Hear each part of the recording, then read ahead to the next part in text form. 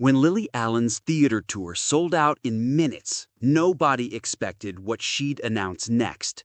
The West End Girl album hit #2 on UK charts while exposing brutal details about her David Harbour divorce. And what happened afterward reveals the true scale of her comeback. But here's the part that's breaking the internet right now. She's adding massive arena shows because fans went absolutely insane.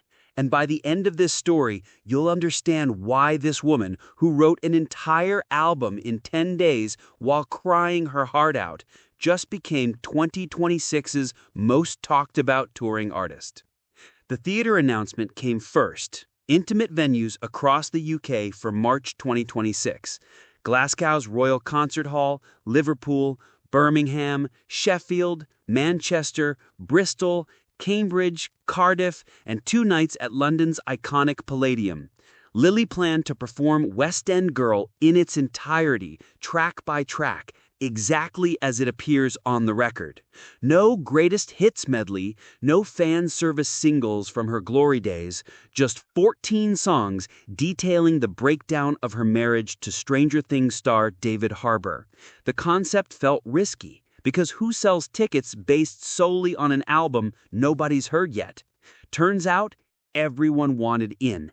Tickets went on sale Friday morning and disappeared within minutes. Fans who blinked missed their chance. Social media erupted with people begging for more dates, complaining about crashed websites, offering ridiculous amounts for resale tickets. The demand was absolutely bonkers.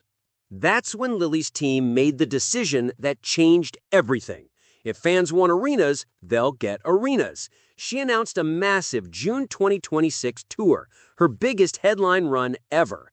Newcastle's Utilita Arena kicks things off, followed by Glasgow's OVO Hydro, Birmingham's Utilita Arena, Manchester's Co-op Live, London's O2 Arena, and wrapping up at Dublin's 3 Arena.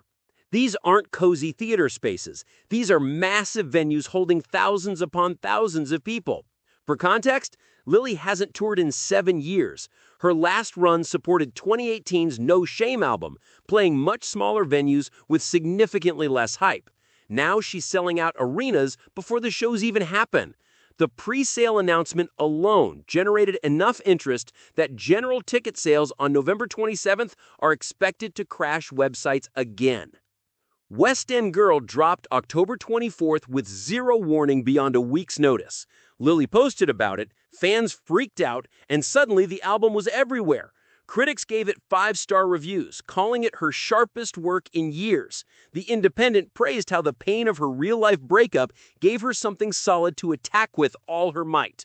NME described it as vicious, vulnerable, and victorious, highlighting tracks like Relapse, about living up to expectations, Nonmonogamummy, tackling dating in your late 30s, and Beg For Me, listing exactly what she needs from a relationship. The album tells a complete story from start to finish, inspired by the Street's iconic 2004 record, A Grand Won't Come For Free. Each song stands alone, but together they create this cohesive narrative about love falling apart in the messiest way possible. The David Harbour situation provides the emotional core driving everything. Lily and the Stranger Things actor married in September 2020 during a Las Vegas ceremony officiated by an Elvis impersonator. They seemed happy, posting cute photos together, blending families since Lily has 2 daughters from her previous marriage to Sam Cooper. Then cracks started showing.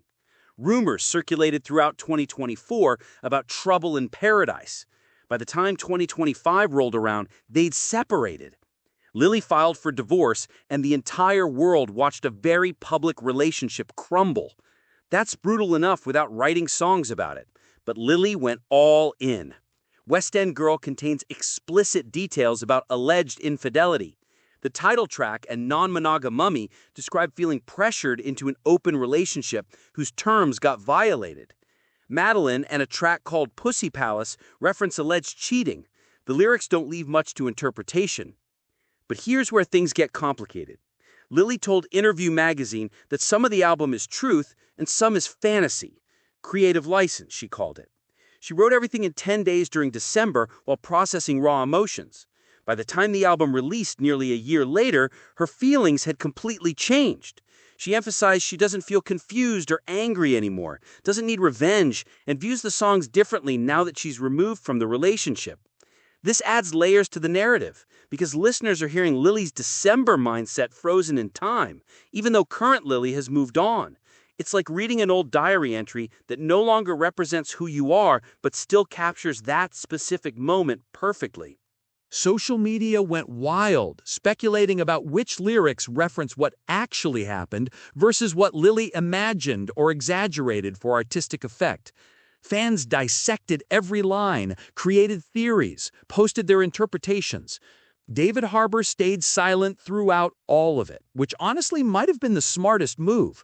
Responding would only fuel more speculation and keep the story alive longer. Lily handled the attention by being remarkably open about the creative process without confirming specific details. She acknowledged the album comes from a real place while maintaining that songwriting involves imagination and embellishment. That balance kept people engaged without crossing lines into tabloid territory. The album hitting #2 on UK charts proved Lily's comeback wasn't just nostalgic fans showing support. This was genuine commercial success backed by critical acclaim and cultural conversation. Only one artist blocked her from the top spot, which, considering she hadn't released music in 7 years, is pretty remarkable. Streaming numbers exploded immediately. Playlists added multiple tracks. Radio stations played singles constantly. The cultural moment felt significant because pop girls don't usually make comebacks this strong after extended breaks. The industry writes you off, assumes your moment passed, expects diminishing returns. Lily proved them wrong by leading with vulnerability instead of trying to recapture past glory. Her performance at Mighty Hoopla Festival on May 30th sold out in record time once announced. Festival organizers couldn't believe how fast tickets moved. Lily headlining a major London festival before even touring properly signals how massive this comeback really is. She'll perform West End Girl in full there too, giving fans another chance to experience the complete album live if they missed theater tickets. The festival crowd will be massive, probably the biggest audience she's played for in years. That's either terrifying or exhilarating, depending on how you look at it. The 7-year gap since her last tour makes this whole situation even more interesting. Between 2018 and now, Lily did some acting, hosted a podcast called Miss Me with Makita Oliver that became wildly popular, and made headlines for her OnlyFeed account selling foot pictures online. That last one became this whole thing where people either thought it was hilarious entrepreneurship or questioned why a successful musician needed extra income. Lily handled it with characteristic humor, leaning into the absurdity while making actual money. She's always been honest about financial struggles despite fame, talking openly about debt and expenses and the reality of being a working artist. That transparency makes her relatable in ways most celebrities avoid. Her surprise appearances at Glastonbury with Olivia Rodrigo in 2022 and Shy FX in 2025 kept her visible during the touring gap. Those moments reminded everyone how good Lily is live, how her stage presence commands attention, how her songs still hit hard.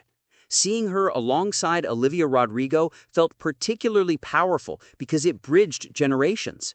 Olivia represents current pop dominance, while Lily embodies that mid-2000s British pop wave that influenced everything. Watching them share a stage validated Lily's legacy while proving she still belongs in conversation with today's biggest artists. The decision to perform West End Girl in sequence as the songs appear on the record shows serious artistic confidence. Most artists mix new material with hits to keep crowds happy. Lily's basically saying the album stands strong enough to carry entire shows without needing Smile or Not Fair or any classic singles for support. That's bold considering plenty of attendees will be casual fans who loved her old stuff but don't know the new record yet. She's trusting that once people hear these songs live, they'll understand the vision and appreciate the storytelling. It's a gamble that could either cement this as her strongest era or leave crowds restless for familiar material. Press coverage has been overwhelmingly positive, which doesn't always happen with comebacks. Critics could have been skeptical, dismissive, or lukewarm. Instead, they're praising the album's honesty, the songwriting maturity, the way Lily sounds newly alive, in contradictions people loved about her originally. That phrase, newly alive, captures something important. She's not trying to recreate who she was at 21. She's presenting who she is now at 40, with all the experience and pain and wisdom that brings. The album works because it feels authentic to this specific moment in her life, rather than attempting to recapture past success through nostalgia. Saturday Night Live announced Lily as musical guest on December 13th with British actor Josh O'Connor hosting. That's massive exposure, reaching American audiences who might not follow UK music news closely. SNL performances often go viral, introduce artists to new demographics, and boost streaming significantly. Lily performing divorce anthems on one of television's biggest platforms right before holiday season feels perfectly timed to maximize impact. The arena announcement specifically mentions phenomenal demand as the reason for upgrading venue sizes. Promoters don't make those decisions lightly because larger venues mean higher risk if tickets don't sell. The fact they're confident enough to book arenas demonstrates real faith in Lily's drawing power. Fans who thought they'd never see her live again suddenly have multiple opportunities. Those who missed theater tickets can grab arena seats. People who weren't sure about committing to intimate shows might feel more comfortable in massive crowds. The variety of options makes the tour accessible to different types of fans with different preferences. What makes this comeback particularly resonant is how Lily's refusing to hide or sanitize her experience. She could have released a safe album about moving forward and finding herself. Instead, she delivered raw, messy, complicated songs about relationship failure, complete with uncomfortable details. That courage resonates with anyone who's been through similar situations, which is basically everyone. Divorce, heartbreak, betrayal, these are universal experiences. Lily's just famous enough that her processing happens publicly, with better production values.